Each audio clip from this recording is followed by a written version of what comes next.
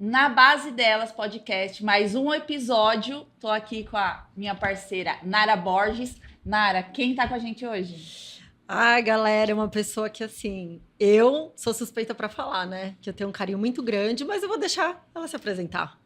Vou chorar. Pode chorar. E aí, galera, prazer estar aqui. Vocês sabem que eu sou fã de vocês duas e eu quero aproveitar esse momento para enaltecer, porque realmente o que vocês fazem por nós é sensacional. Então, obrigada por esse momento, por esse espaço. Vou chorar. Vamos lá. Isadora, conta pra gente. Quem é Isadora Piano? Não a presidente da Juventude. Quem não sabe, Isadora é presidente nacional da Juventude. Mas quem é a Isadora antes do novo? Quem é a Isadora bastidor, família? Difícil falar de si mesmo. Mas se eu pudesse definir a Isadora é uma menina, mulher, corajosa, é uma filha muito carinhosa, muito apegada, uma amiga muito fiel aos seus, amo meus amigos, uma namorada também muito carinhosa e acho que sonhadora e idealista. Essa é a Isadora. Mas, Isadora, quantos anos você tem? Tenho 26. Quantos irmãos você tem? Fala mais, discorre. Olha, tenho uma turma aí. Sou a mais nova de 5 filhos. Né? Sou filha caçula, temporona de um casal maravilhoso, seu João e dona Jandira. Um casal de agricultores aposentados e mais nova de 5 empreendedores. Então, a minha vida sempre foi baseada em admirar pessoas que trabalharam muito desde muito cedo. Então, eu estou aí acompanhando toda uma família que se doou 100% para o trabalho, que batalhou muito desde cedo. E, inclusive, eu trago esse valor comigo. Né? Esse valor está enraizado em mim, o valor do trabalho, com base na experiência deles, no exemplo deles. Isadora, qual é o seu país? Santa Catarina. É isso. Muito bom. Agora, conta pra gente, vamos entrar um pouquinho aqui sobre o Novo. Como que você chegou no partido? Como que tudo começou, Isadora e Novo? Olha, eu até quero aprofundar um pouco a história do porquê que eu despertei para a política, né?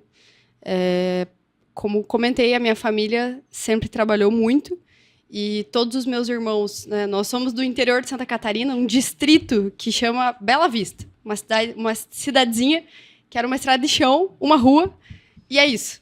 E os meus irmãos foram crescendo e decidiram estudar e ir para a cidade grande, né? Cidade grande a qual eu moro, Caçador, 80 mil habitantes, né? É a maior cidade da região, então muito orgulho da minha terra. E quando eu fiz 13 anos, eu já estava no primeiro ano do ensino médio. Né? A dona Jandira tinha o seu restaurante, tinha o seu empreendimento. Quando eu era criança, acho que eu tinha muita energia, então ela falou, vai logo para a escola, menina. Né? Vai lá gastar essa energia que eu preciso trabalhar. Então, eu comecei um ano antes na escola. Eu não sei como é que ela fez isso, mas ela fez isso. Então, eu tinha 13 anos no meu primeiro ano do ensino médio. E a minha irmã mais velha chegou para mim e falou, você vai trabalhar, a partir de agora você vai de manhã para a escola e à tarde você vai trabalhar comigo aqui na loja. Ela tem uma loja de roupa até hoje. E eu falei, tá bom.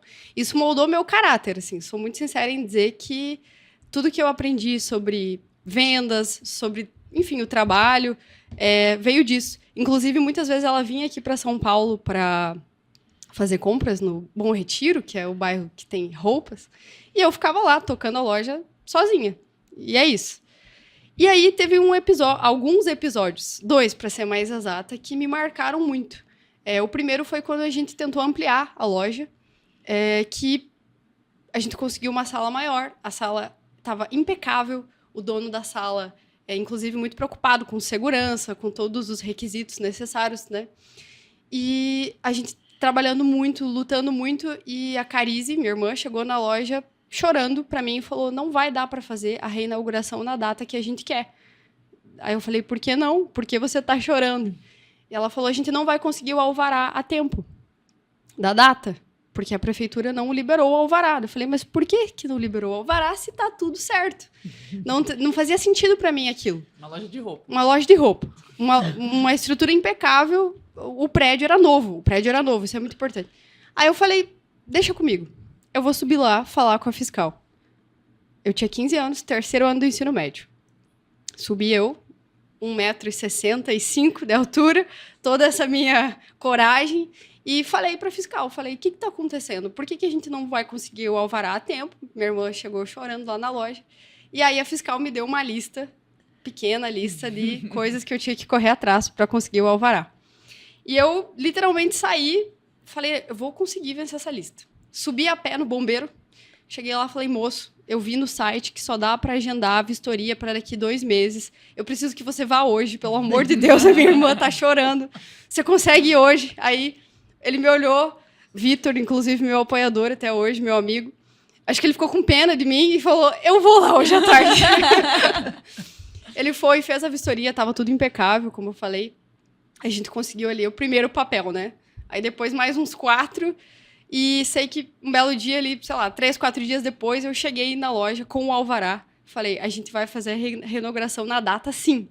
Mas aquilo me marcou. Por quê? Eu pensava assim, tá, qual é a lógica? Essa menina tá querendo gerar mais emprego, ela tá querendo crescer, ela tá querendo gerar mais receita para nossa cidade. Mas tem uma coisa chamada governo, né, na figura da prefeitura, que não deixa ela trabalhar, pô. E aquilo me revoltava de alguma forma. E a segunda coisa é que todo dia 20, muitas vezes a gente não tinha dinheiro para pagar os boletos. Quem acha que empreender é uma coisa fácil, não é não, né? Às vezes não tinha dinheiro para os boletos das roupas, mas tinha que tirar dinheiro do caixa para pagar o Simples Nacional, que nada mais é que imposto. E aí eu pensava assim, quem é esse Simples que não vem trabalhar e ganha esse salário bom? E aquilo começou a Será que tem uma vaga lá? Mas aqui eu quero ser esse Simples.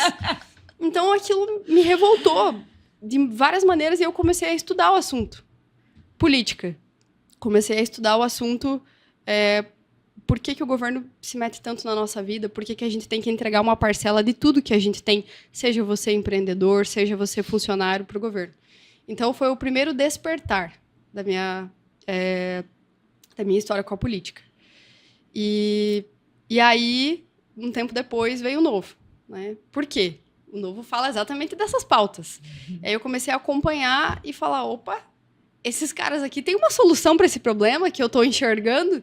Então, eu comecei a acompanhar, escutar o podcast na época que o Novo tinha, acompanhar as pessoas que estavam à frente do Novo. E passei um bom tempo, assim, alguns anos até, acompanhando de longe, assim, sem participar muito. E o que te fez participar? Essa história é boa. Serão muitas histórias. Basicamente, eu tive um segundo ponto, assim, que foi muito marcante na minha trajetória, 1 ano antes dessa história do alvará, né? Que foi no 2º ano do ensino médio, eu com 14 anos. Salvo engano, era 2014, estava ali o auge da Lava Jato, manifestações e tudo mais. E um belo dia eu estava trabalhando, né? Estava lá na fila do banco, na época não tinha internet bank, não tinha nada disso, eu estava lá com a minha pastinha esperando para pagar as contas e tinha um jornal em cima da mesa. Eu peguei o jornal para ler e tinha uma manchete bem grande. Prefeito de Caçador pede para que a população se manifeste em prol de Universidade Federal. Aí eu pedi para levar a folha comigo. Falei, isso aqui, a gente precisa fazer alguma coisa em relação a isso, né? Eu já sabia que a educação era o caminho para mudar as coisas. Na época, a gente ainda podia acreditar em Universidade Federal. É importante citar isso. Pedi para levar a folha comigo. Li a reportagem, na manhã seguinte eu cheguei no colégio e falei, galera, a gente tem uma missão aqui. A gente precisa fazer alguma coisa em relação a isso. Sempre uma líder.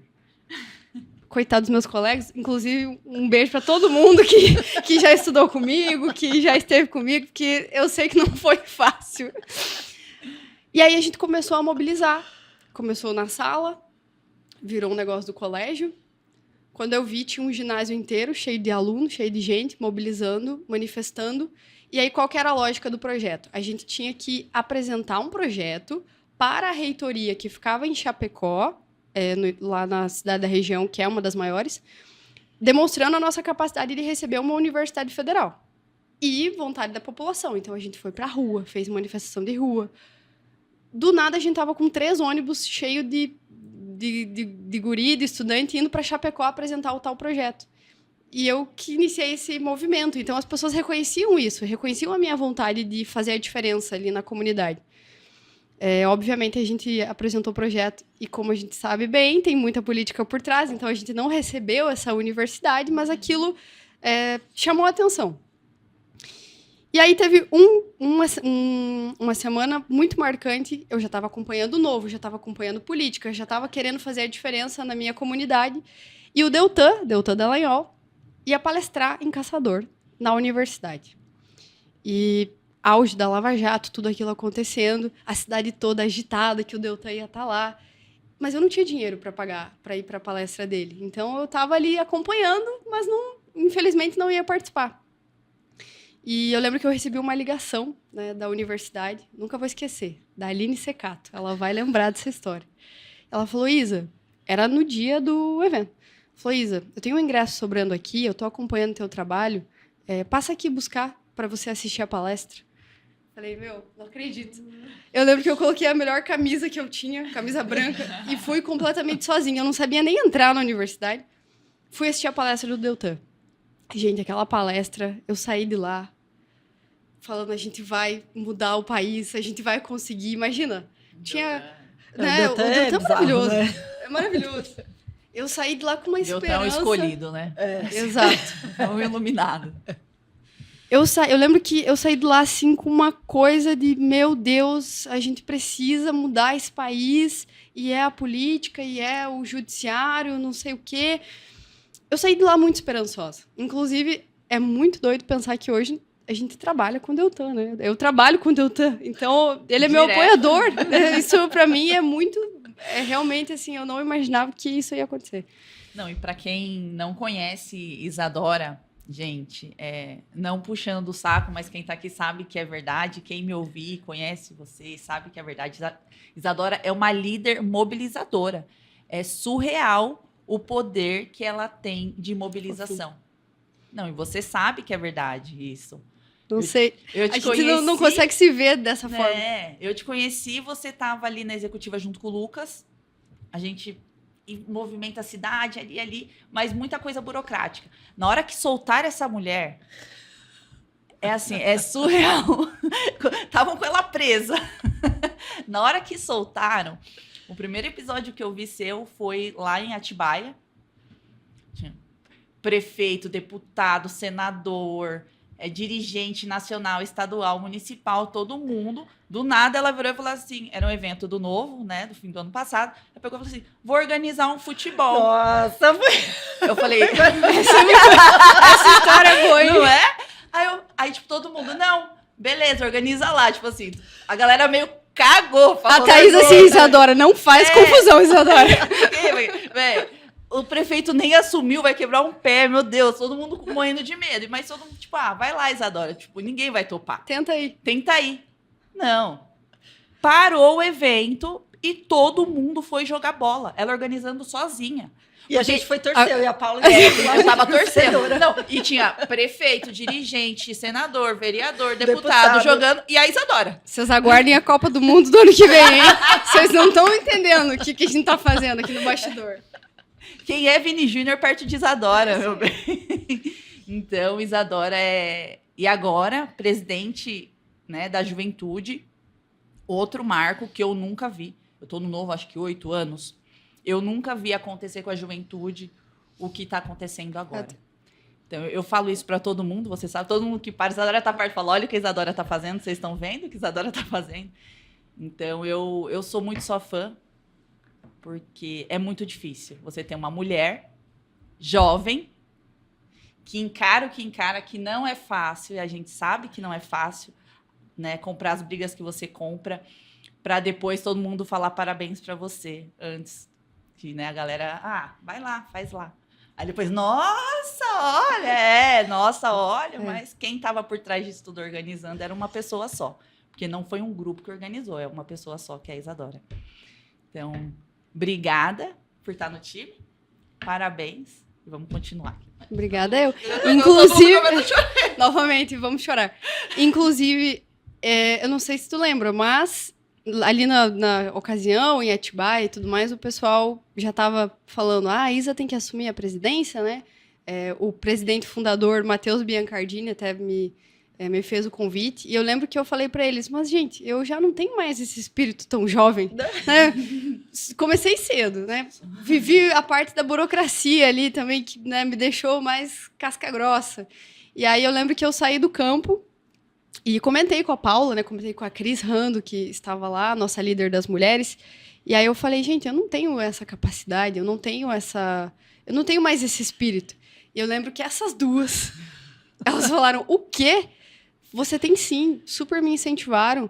E aí você vê que tudo nessa vida tem um porquê, né? As coisas, elas não acontecem por acaso.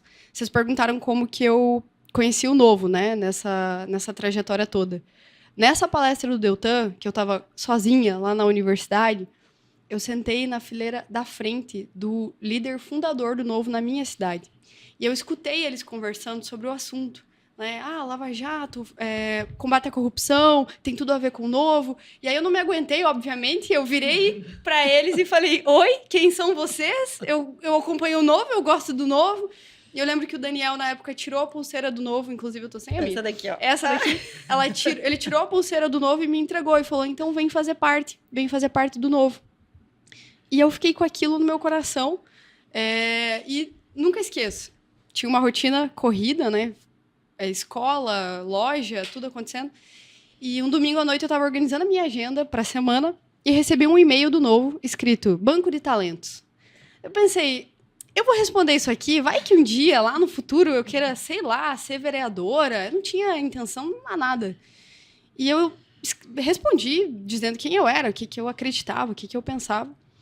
E na segunda-feira eu recebi uma ligação, né, do Vinícius Loss, que na época era presidente estadual do Novo, o Edu, que hoje é nosso presidente nacional, que é da minha região, meio oeste catarinense, né? Ele é de Capinzal. Os dois viram ali a minha resposta e me ligaram. E aí me convidaram para afiliar. E na quinta-feira, quando eu falei com o Vinícius, ele falou, você vai ser a nossa candidata a deputada em 2022. Eu falei, você tá maluco? Eu acabei de te conhecer. Eu não sou formada ainda. Estava na faculdade naquela época. Não sou formada ainda. Não, primeiro eu tenho que ser vereadora, depois eu tenho que me candidatar a deputada. Essa era a lógica na minha cabeça. E eu nem sei se eu quero me candidatar. Então, assim, depois que eu conheci o Novo, as coisas começaram a andar bem rápido, sabe? E foi graças a esse simples convite deles, Você né? se candidatou. E como foi fazer campanha? Jovem, estudando. Nossa, assim, essa é outra história muito boa. Bom, eu estava na loja, eu tinha entendido que eu queria ajudar.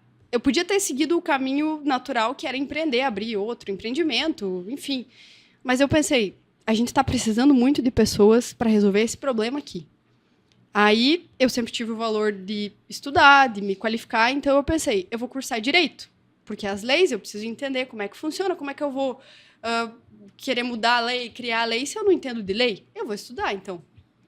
Só que eu não tinha dinheiro para a faculdade, né? Eu trabalhava, inclusive o meu ensino médio foi em escola pública, sempre estudei em escola pública, e ele não foi um ensino médio tão bom do ponto de vista de me tornar competitiva para passar numa federal. Inclusive, todo interiorano tem esse sonho de ir para a federal. Vai fazer sentido lá na frente.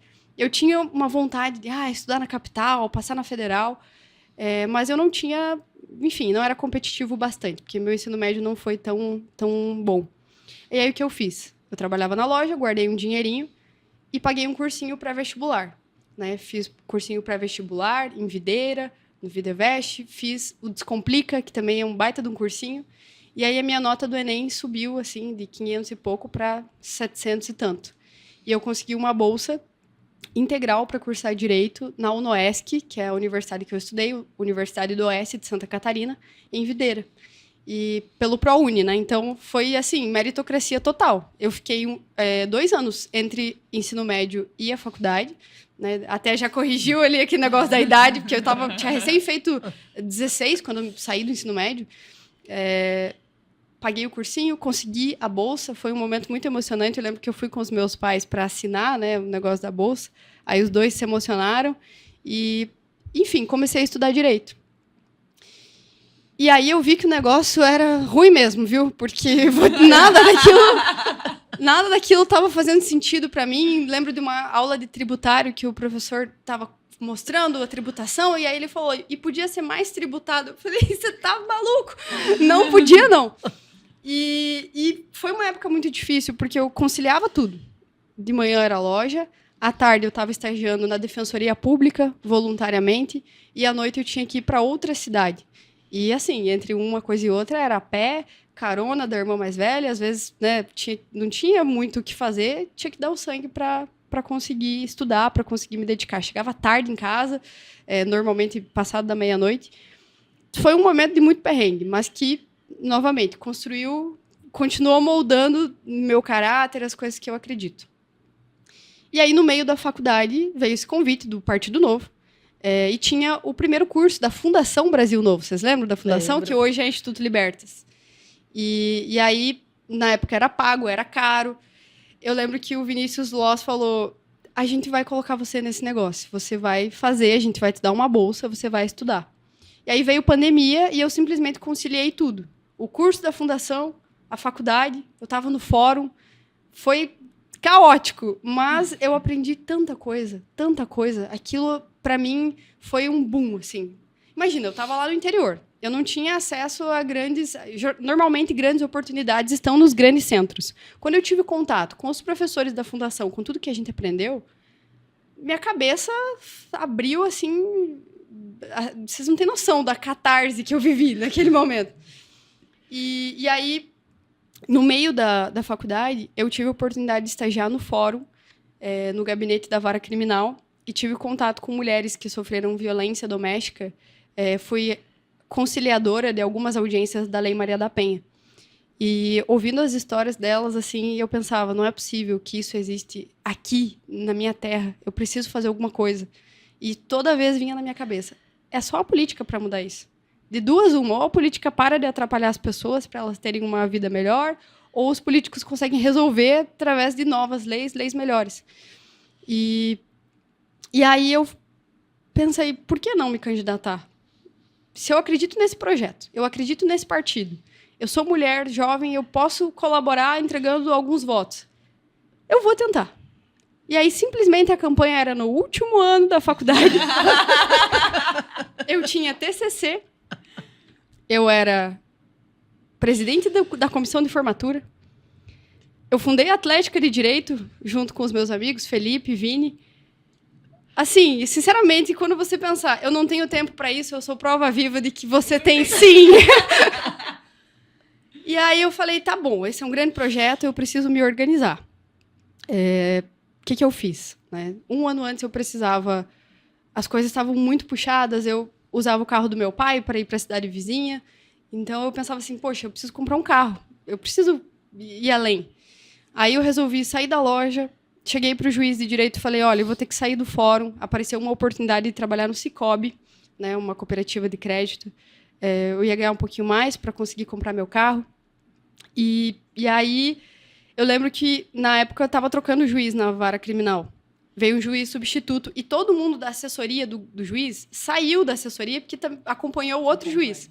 E aí, fiquei eu sozinha, estagiária. E, gente, vara criminal é processo urgente, é gente para prender, é gente para soltar. Eu lembro que a chefe de cartório, Animari, que, inclusive, uma pessoa muito importante para mim na minha trajetória, ela falou, Isa, fica firme aí, a gente está contigo, vai dar tudo certo. E aí eu lembro que o doutor, na época, falou, olha, eu sou juiz substituto, estou começando agora, esses cálculos aí de execução penal que você sabe fazer muito mais rápido que eu, você manja, então vamos se organizar. Você vai para o Sicoob das 8 às 5, porque aí tinha a resolução da pandemia também, né? Uhum.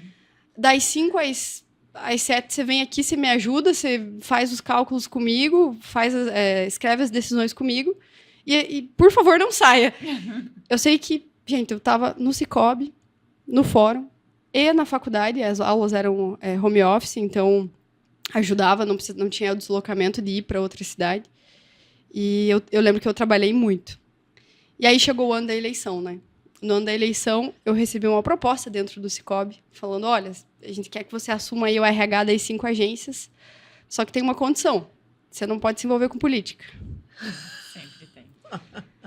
Aí foi duro, assim, porque eu amava trabalhar lá. Inclusive, tenho muitos amigos lá até hoje, tenho o maior respeito pela diretoria, pessoas incríveis, e eu tive que tomar uma decisão. Aí, para pensar.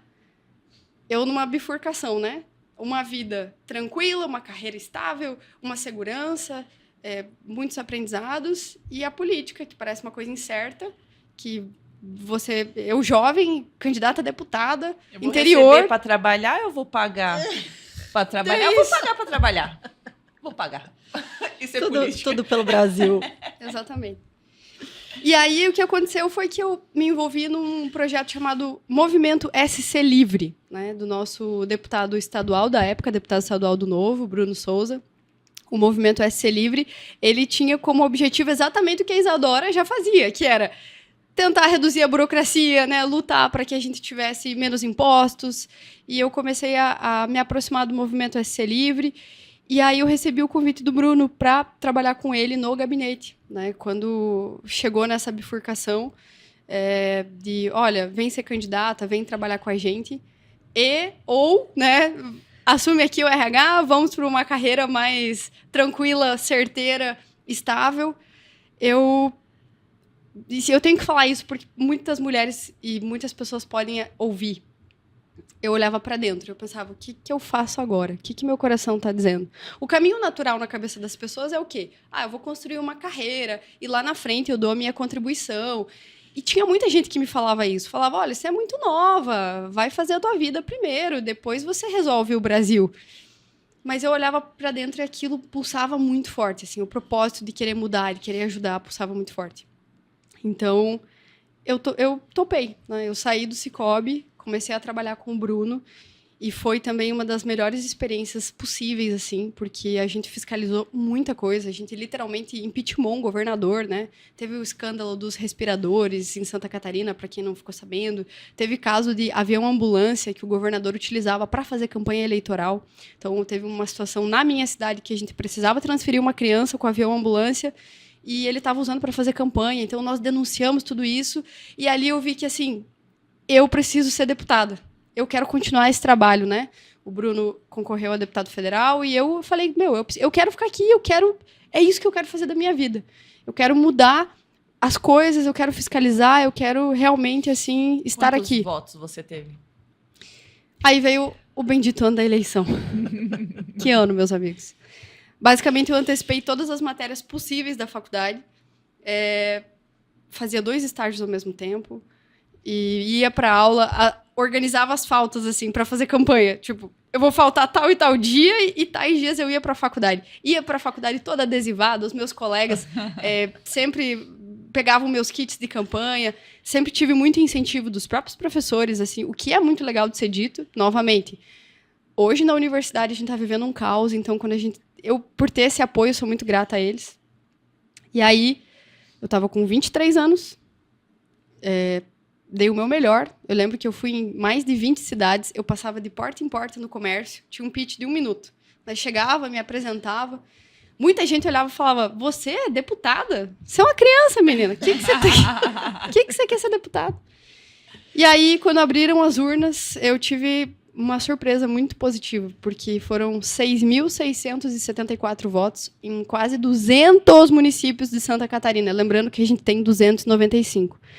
Então, para mim, foi uma vitória, assim, maravilhosa, porque a gente foi muito longe. Né? O nosso deputado estadual, o Matheus, ele foi eleito com 12.390 votos. Então, para pensar. Não, é muita coisa. É muita coisa. Até hoje eu penso, é muita coisa. Meu Deus, para uma primeira vez, foi... Com 23 anos. Estudando, fazendo faculdade, fazendo tudo. É surreal isso que você fez. Falando em estar no lugar certo, cadê ele? Ele não tá aqui. Saiu. Quando ele voltar, quando a gente veio escolher o estúdio, quando a gente foi escolher onde vai fazer o podcast, e a gente procurou muitos lugares. No Novo Tudo, a gente tem que apresentar 500 orçamentos para conseguir alguma aprovação. Com provas. Pedir patrocínio. Provas, prestações de contas, tudo, né? Então, a gente procurou muito. É isso. Pra A conseguir gente faz tudo certinho. tem que ser tudo muito certo, conforme o TSE pede, né? Pra não ter, né, o que falar depois. E aí, chegamos aqui, escolhemos esse daqui. Aí eu lembro, cheguei na porta ali, aí eu entrei, aí o outro, você vai ver quando ele voltar aqui. Ele também gosta de política. Aí eu falei, nossa, que legal, sério, ele é. Aí, ó. Estamos falando de você. De você, tô falando de você, tô falando da sua mãe, na verdade. Aí eu falei, sério, ele é, e ela é do Novo. Aí eu falei, não. Você tá de sacanagem. Ela foi vereadora, candidata a vereadora pelo Novo, em Balneário Camboriú. Eu falei, gente, mais de 10 estúdios. São Paulo, que São pelo Paulo. amor de Deus, essa cidade gigante. Aí eu entro e o filho da candidata a vereadora de Balneário Camboriú é um dos donos do estúdio. Inclusive, beijo, Renata. Conheço o Renato, conheço a mãe dele, Conhece? que inclusive sincronicidades. Guerreira, estamos aí já há um bom tempo. Em 2021, a gente lançou um movimento para mulheres lá em Santa Catarina chamado Mulheres em Ação, né? Hoje a gente tem o Mulheres pelo Novo. E durante a pré-campanha, a gente fazia a rodada de palestras. Inclusive, muito orgulho de dizer que a primeira palestra foi em Caçador. 70 mulheres. Poxa, uma cidade de 80 mil habitantes. Como é que a gente fazia? A gente convidava líderes, ainda fazemos isso, né? Convidamos mulheres líderes locais para falar sobre suas experiências de liderança. E aqui eu já quero reforçar. Mulherada, a gente tem que ocupar os espaços. Parece clichê falar isso, mas a verdade é que a gente duvida muito de si mesmo. Uma das minhas melhores amigas é advogada. Ontem eu estava conversando com ela sobre isso, porque ela protocolou uma ação no STF e venceu essa ação. E a gente tem 20 e poucos anos, uma ação no STF, do jeito que as coisas estão. Eu falei, caraca, como a gente duvida da gente, mas a gente tem um potencial enorme. Então eu falo para as mulheres, não duvidem da capacidade de vocês de gerenciarem, liderarem, fazerem a diferença. A gente precisa. A gente sabe que a jornada é dupla, tripla. Eu ainda não tenho filhos, quero ter. Penso sobre isso, vejo os exemplos, né? Vejo a Marina Helena, vejo a Carol Detone. Carol tá grávida agora, né? Quase ganhando bebê. Eu me inspiro nelas, né? Porque a gente sabe que não é mole. Mas o mundo precisa de mulheres na liderança, na organização, nos bastidores, fazendo a diferença. Deixa eu te fazer uma pergunta, né? Você contou toda essa trajetória, tudo que te motivou. Tem alguma coisa assim que a gente sabe que tem dias que são muito difíceis. Não digo nem em relação à partida, tudo que a gente vê na TV, a gente sabe dos bastidores da política. O que você pensa que não te faz desistir da política do Brasil? Fica o recado, né, para o pessoal que às vezes está ali já desesperançoso com o Brasil, com a política. Olha, todo dia eu tenho uma motivação diferente. Ontem, por exemplo, eu fiquei muito mexida com o que está acontecendo no Rio de Janeiro, né? A gente literalmente está em guerra. Toda a minha solidariedade com quem está no Rio de Janeiro. Eu brinco e falo que sobre o meu país, Santa Catarina, porque eu sou muito grata por estar num lugar que hoje é referência para o Brasil, que tem qualidade de vida, que tem segurança, que tem, enfim, já superou problemas que o Brasil ainda não consegue superar.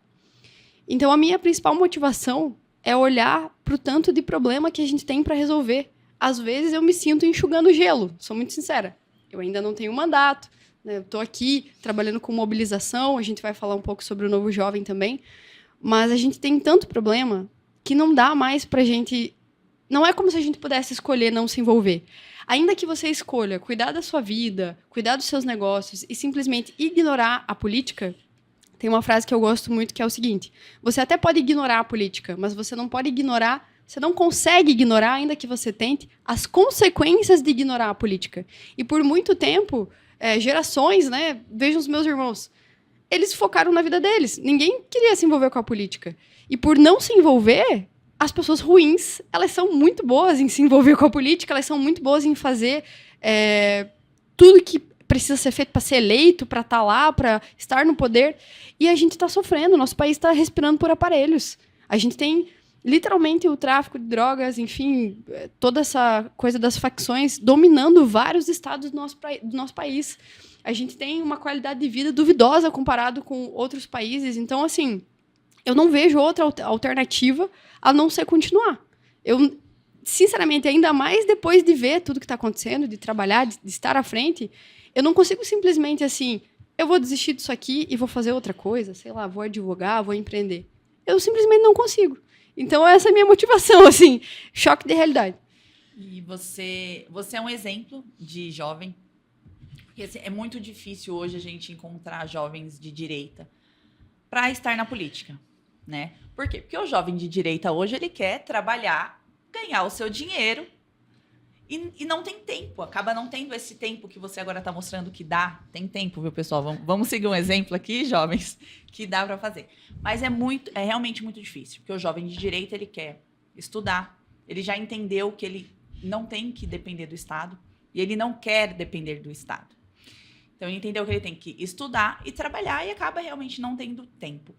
Como a gente faz? Como você faz para engajar essa juventude, para participar?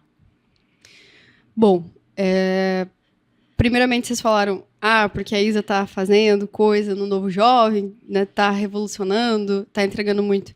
Eu quero falar para vocês que eu sou só a figura que representa um exército, porque atrás de mim, ou melhor, ao meu lado, eu tenho presidentes estaduais, né, nós temos nossos presidentes jovens, tem muito presidente municipal que a gente levantou agora e que está se posicionando.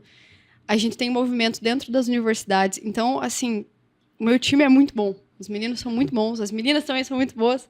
E a gente está entregando muita coisa legal. Às vezes as pessoas que estão fora da política, elas me perguntam, né? Com o que você está trabalhando? O que você está fazendo? E aí eu falo, estou na liderança do Novo Jovem, mobilização. E aí o pessoal fica meio, tá fazendo nada, então. Vocês não sabem como é importante. Porque aí, logo na sequência, vem alguma coisa do tipo, nossa, mas tá tão difícil contratar, porque essa geração Z não quer mais nada da vida. O meu trabalho, o nosso trabalho é muito importante, tá? Então, a gente literalmente está levantando um exército. O que eu tenho para falar pro jovem que é de esquerda ou pro jovem de direita que quer cuidar da sua vida, mas não quer se envolver? A esquerda, ela literalmente mata. Ela literalmente leva as pessoas à fome. A gente não está inventando isso. A gente vê o exemplo dos países que têm líderes de esquerda. Por favor, saiam dessa ilusão. É cruel. É cruel com quem sofre a realidade de um Estado inchado, de pagar muito imposto e não receber nada em troca. Volto a falar de Santa Catarina. Muitas vezes eu vejo estados que não fazem o dever de casa. Nós somos melhores? Não, mas a gente já superou problemas que muitos estados ainda não superaram. Então, por que não nos copiam? É tão óbvio na minha cabeça. E qual é o nosso milagre? Qual é a nossa mágica? A gente vota na direita. A nossa polícia militar, polícia civil, polícia científica são excepcionais. Então, eu não consigo entender você que está aí e é de esquerda e que quer uma vida melhor, continuar insistindo nos mesmos governantes. Então, os nossos jovens hoje, eles estão literalmente fazendo um trabalho de levantar pessoas que pensam como nós, conscientizar essas pessoas, preparar esses meninos para se posicionarem. Por muito tempo a gente não falou de assuntos importantes, não falou dentro de universidades, a gente simplesmente não existia. Sabe o que acontece na prática? O menino entra para a faculdade, ele chega lá tímido, não tem amigos, não sabe muito bem, né? O jovem, ele carece de pertencer a determinados grupos, e aí no primeiro dia de aula tem alguém da esquerda na porta entregando um papelzinho e falando assim, vem fazer parte aqui do nosso grupinho. E aí o menino entra para esse grupinho, muitas vezes para fazer amigo, muitas vezes para conhecer pessoas, e aí ele sofre a lavagem cerebral, que a gente sabe qual é, e ele acaba permanecendo naquele grupo, porque se ele sair ele vai perder os amigos, concordam comigo? E aí foi. Por quê? Porque a direita não faz isso. A gente não tem ninguém lá entregando um papelzinho nosso e falando, vem fazer parte do nosso grupo, a gente quer mudar o Brasil, a gente quer um Brasil mais seguro, um Brasil mais livre, mais desenvolvido. Então agora a gente está começando a fazer isso. E para quem às vezes está desesperançoso, eu falo para vocês, alguns anos atrás, ninguém nem sabia os cargos na política. Hoje em dia todo mundo sabe que o Senado aqui fiscaliza o STF. A gente já avançou muita coisa. Eu estou nessa jornada há 6 anos. Tem gente que está há 10, tem gente que doou uma vida. E muita gente me fala, você é novinha, daqui a pouco você desiste, você vai cansar. Não vou cansar não, porque nós estamos entregando muita coisa, estamos mudando mesmo. Então, os nossos jovens têm essa consciência também. Como que é o nosso trabalho de mobilização na prática? A gente literalmente tem os nossos representantes, inclusive você que está nos ouvindo, que é jovem, siga @novojovem.br no Instagram. Manda um direct, escutei você no podcast, quero fazer parte, porque a gente tem representante em vários lugares. Estamos concorrendo a DCS, a agremiações estudantis, a presidência de atlética. Eu mesma já estive líder de uma atlética, né? É muito legal, é uma experiência para a vida, uma experiência de liderança. Então, a gente está levantando um exército, viu? Pois é, e é importante, né, a gente começar a ocupar, não ocupar os espaços só na política, mas nas organizações da sociedade mesmo, inclusive nas faculdades, principalmente as públicas, que a esquerda praticamente cooptou, né? E você viveu um episódio recentemente. Eu, quando fiz faculdade, era muito diferente o mundo, já tinha ali os professores, né, de esquerda tentando, mas era muito ainda disfarçado. Agora está escancarado. Conta a sua, né, visão assim sobre as universidades e conta para o pessoal o que você passou. Vou contar essa história.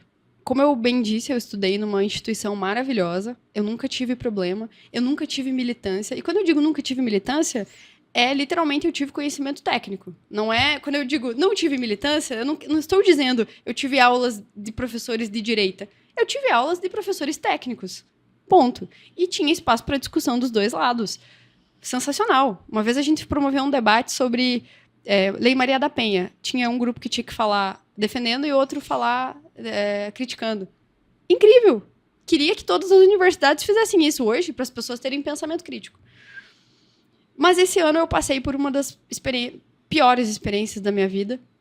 Tem um congresso chamado CONUNE, que é o Congresso Nacional dos Estudantes, organizado pela União Nacional dos Estudantes, que, em tese, deveria ser uma organização que representa todos os estudantes, mas, na prática, só representa os estudantes de esquerda.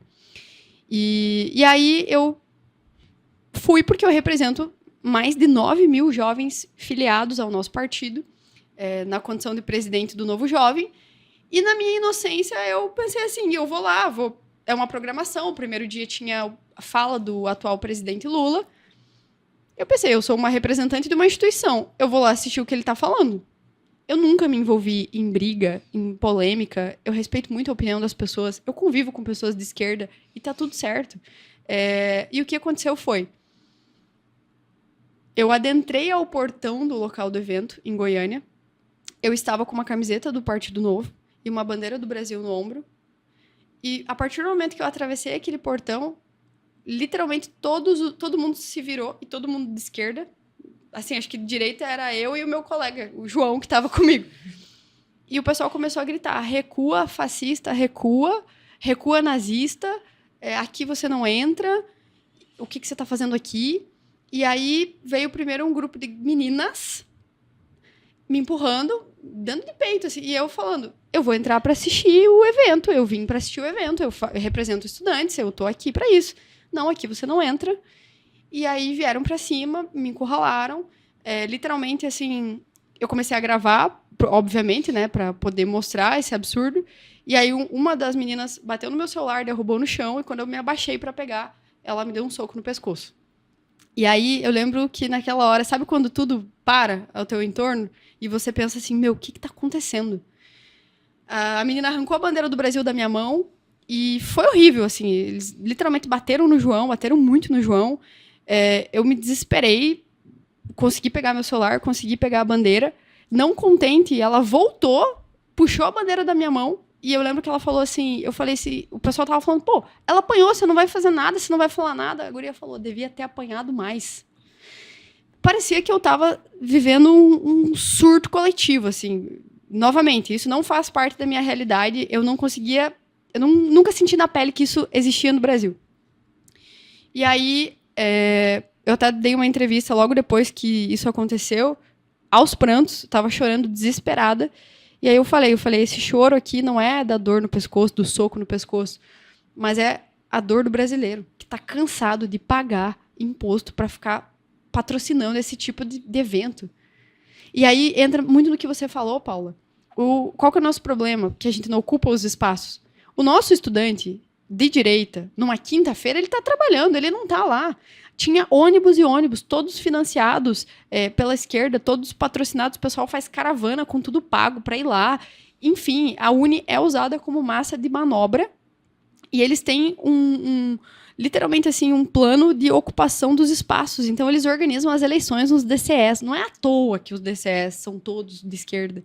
Eles organizam, é de cima para baixo. Ah, lá vai concorrer fulano, lá vai concorrer ciclano. A gente concorreu ao DCE da UDESC, que é a Universidade de Santa Catarina, e tinha uma pessoa da Uni lá que passou a semana, com tudo pago, provavelmente, por nós, acompanhando a eleição. E foi uma eleição totalmente fraudulenta, né? Inclusive, mandar toda a minha admiração e um abraço pro pessoal do Renova, que lançou essa chapa de direita. Eleição fraudulenta, não foi urna para Caçador, que é a minha cidade. Tinha uma pessoa da Uni lá fiscalizando, então eles têm um plano, que é ocupar as universidades. Não é à toa que eles chegaram até aqui. E hoje há uma perseguição aos alunos de direita. Depois desse episódio, eu recebi inúmeros relatos de estudantes que são perseguidos, que literalmente, assim, acabam indo mal em prova, porque o professor é esquerdista, persegue. Isso é real. E aí, a gente está financiando, a gente está pagando para as pessoas irem lá e terem um conhecimento técnico, mas na prática não é isso que está acontecendo. E digo mais, eu fiquei sabendo de algo recentemente, tive oportunidade de visitar Itaipu, que é sensacional, né? Uma usina aí que produz energia que pode, enfim, sustentar boa parte do nosso país. E dentro da Itaipu, eu fiquei sabendo que o MEC está construindo uma universidade da América Latina para receber alunos tanto do Brasil quanto de fora. Para mim é óbvio, né? Essa é bombástica. Denúncia. Inclusive, então, assim, para pensar que há um plano.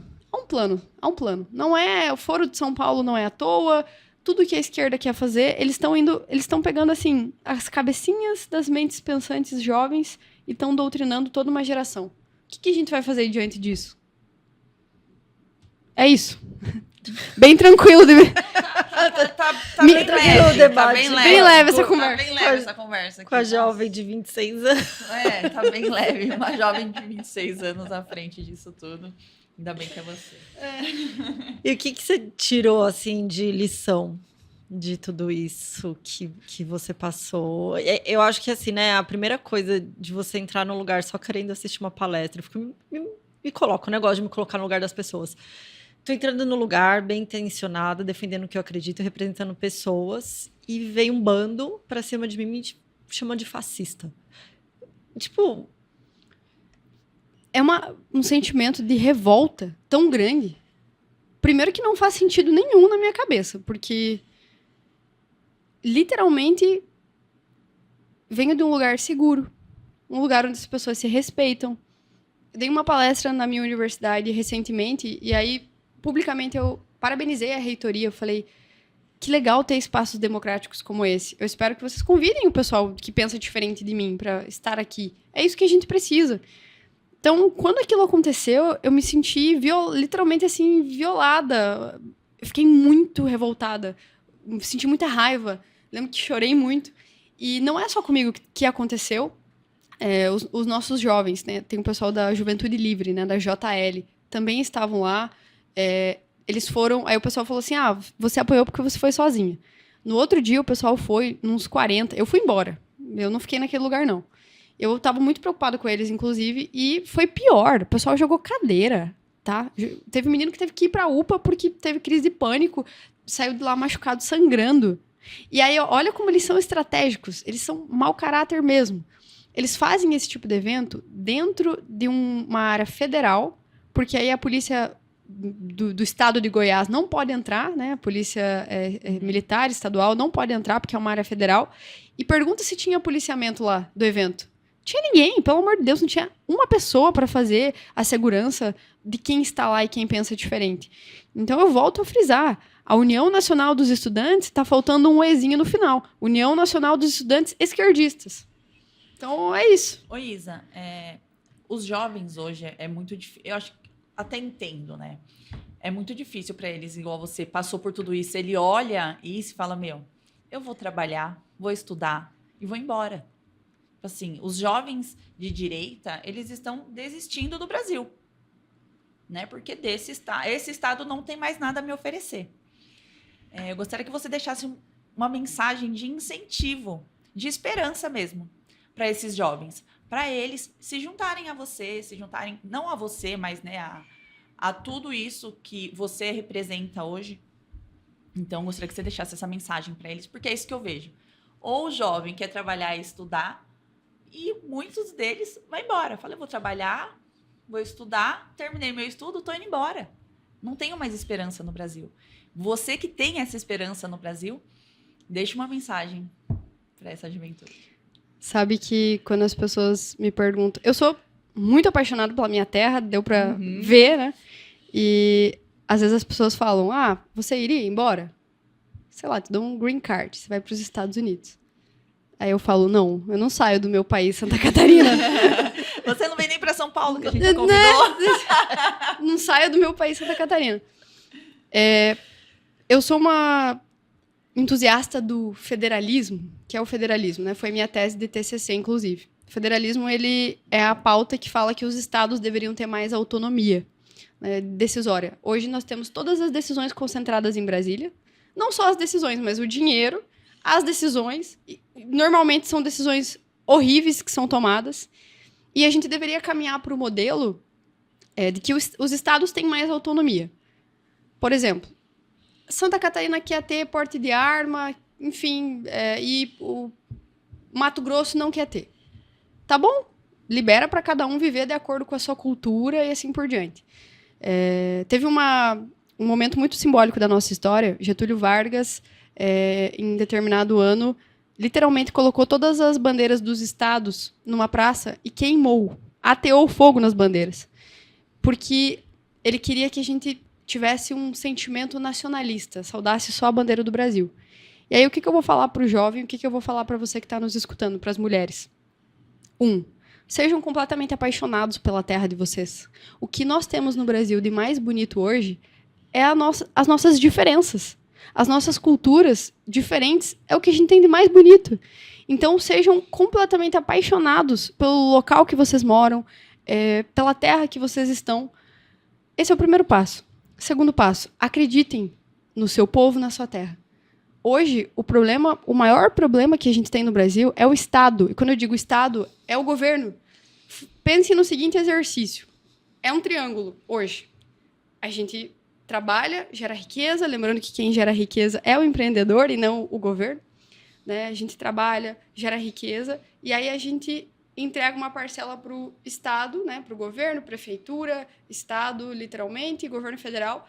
E ele, em tese, devolve para a gente em serviços, aqui embaixo, no outro canto. Deveria ser, eu gero riqueza, eu tenho meu dinheiro no bolso, eu contrato serviço. Porque nessa transferência para o governo federal, para o governo estadual, para o governo municipal, você tem que pagar infinitas custas, infinitas pessoas que estão envolvidas nesse processo. E aí o que retorna mesmo em serviço é quase nada. Então é tão óbvio para mim. Sem falar o que para no meio do caminho, né? Exatamente. Não, sem falar o que desvia, o que rouba. Eu mando X em emenda e eu recebo 10% de volta. Então a gente precisa, novamente, encurtar essa distância. Mais autonomia para os estados é uma coisa que quase ninguém fala e que, sim, faria com que a gente vivesse em outro patamar. Justamente porque a gente pode testar. Eu aprovo uma coisa aqui no Rio de Janeiro, não deu certo, volto atrás com mais facilidade. Segunda coisa, reduzir o tamanho do Estado. Não tem outro caminho. Mas a gente precisa ajudar os mais pobres, a gente tem que gerar riqueza, a gente tem que dar mais oportunidade para as pessoas, elas têm que ter, enfim, cada vez mais a opção de escolher entre trabalho X, Y, Z para aumentar o salário através disso. Tem como fazer. E tem um caminho só, que é a política hoje. Então, a gente tem uma missão. Eu acredito muito nos novos líderes que estão se levantando. Você vê aí jovens literalmente revolucionando o país. Nicolas Ferreira, Guilherme Kilter. Tem muito jovem, muito bom, que está fazendo a diferença.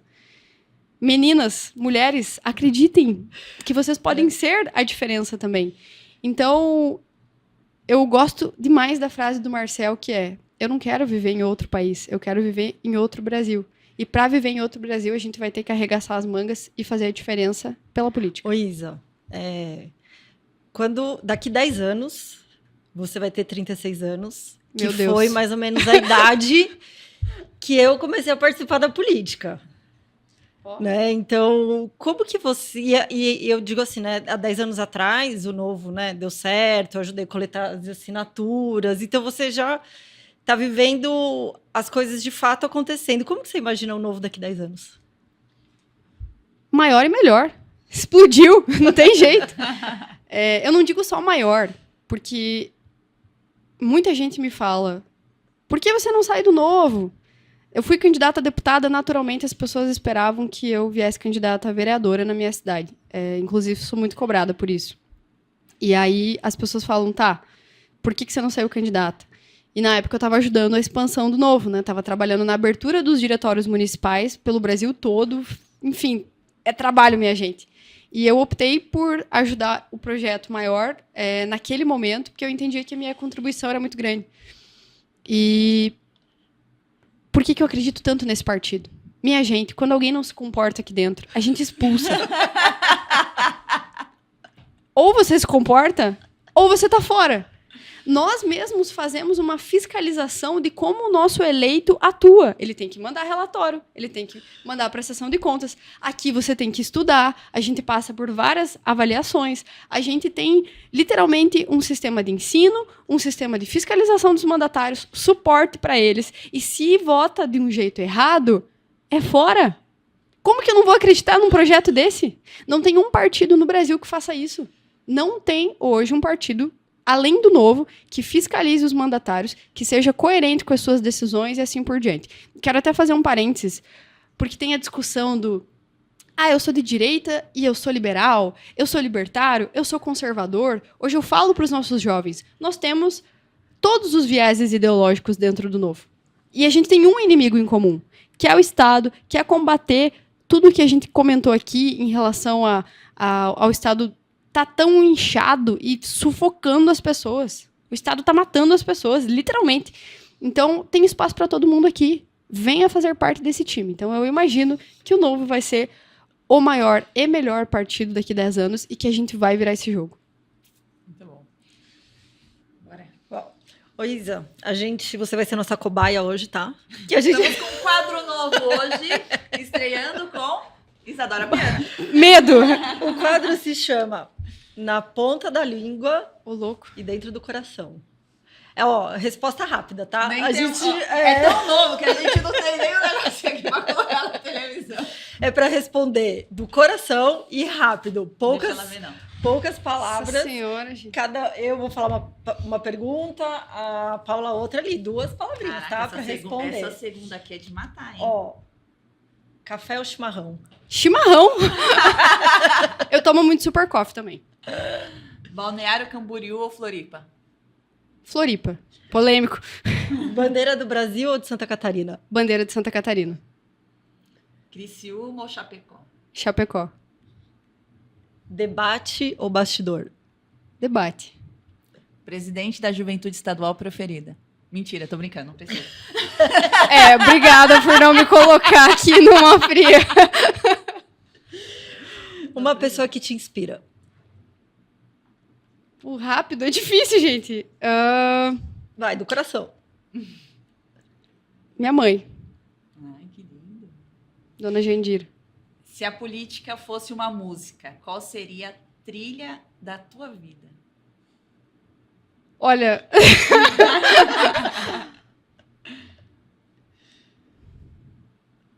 Me pegou nessa.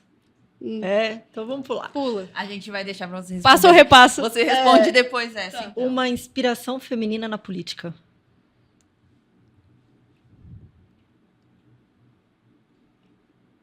Calma. É porque é comprometedor. Repete a pergunta que aí a gente... Uma inspiração feminina na política? Marcela Tropp. Beijo, Marcelinha. Marcela.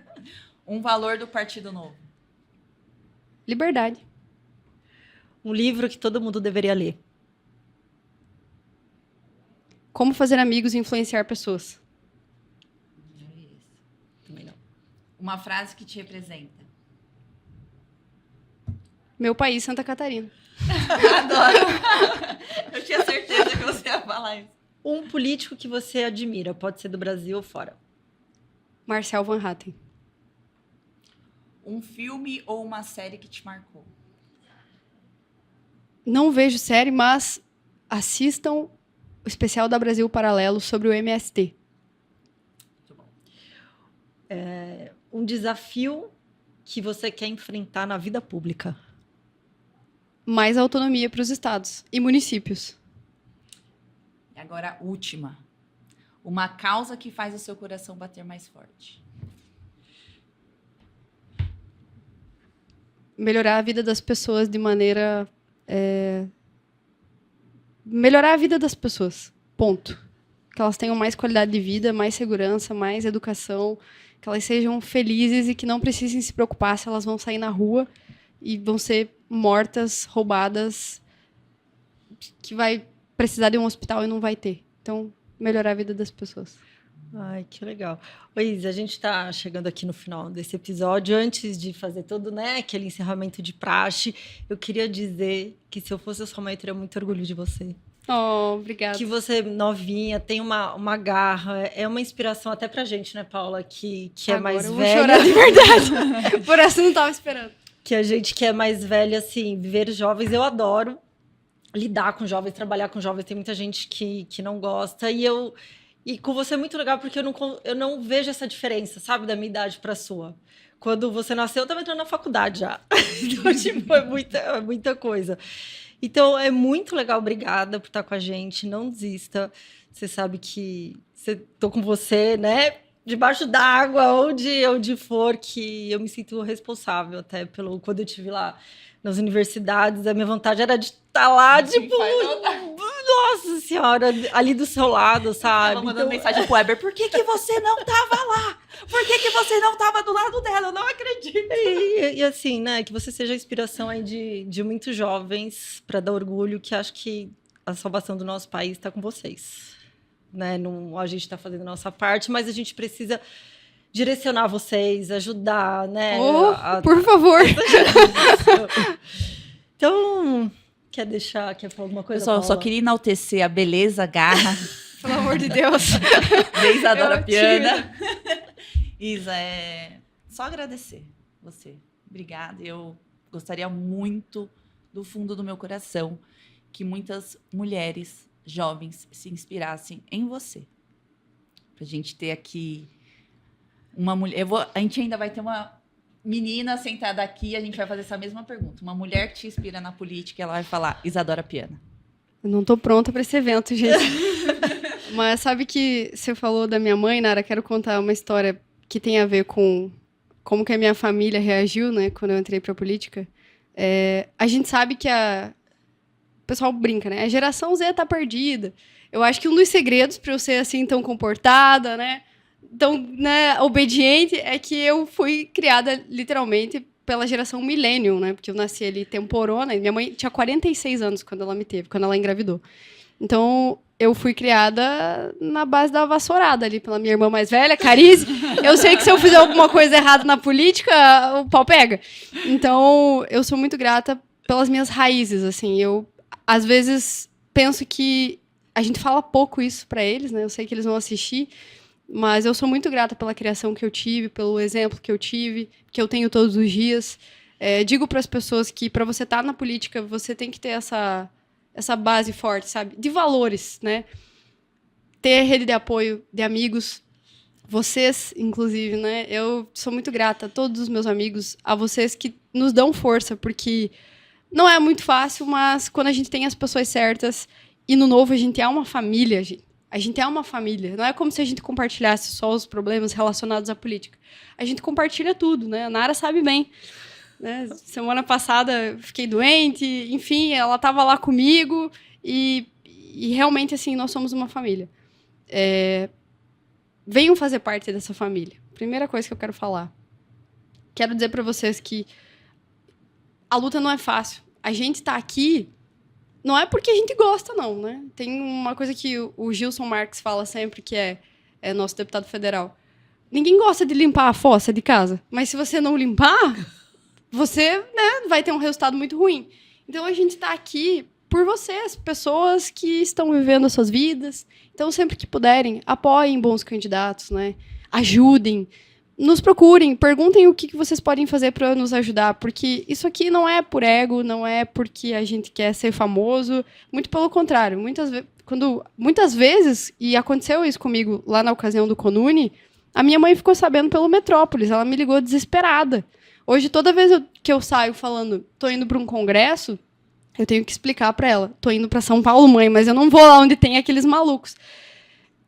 É um desgaste. Então, você fica com medo de expor a sua família, de expor os seus amigos. A gente não está aqui para brincar. Muita gente acha que a gente está aqui por interesse próprio, por questões... A gente está aqui por um propósito. Então, apoiem bons candidatos, venham ser candidatos, candidatas, né?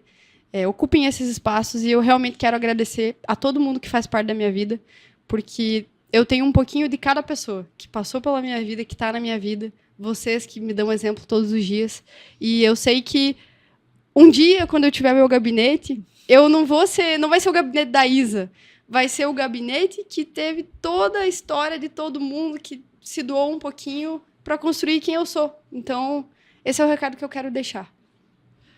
Ai, obrigada. Obrigada. Como chama sua mãe mesmo? Dona Jandira. Dona Jandira é uma lenda. Dona minha Jandira.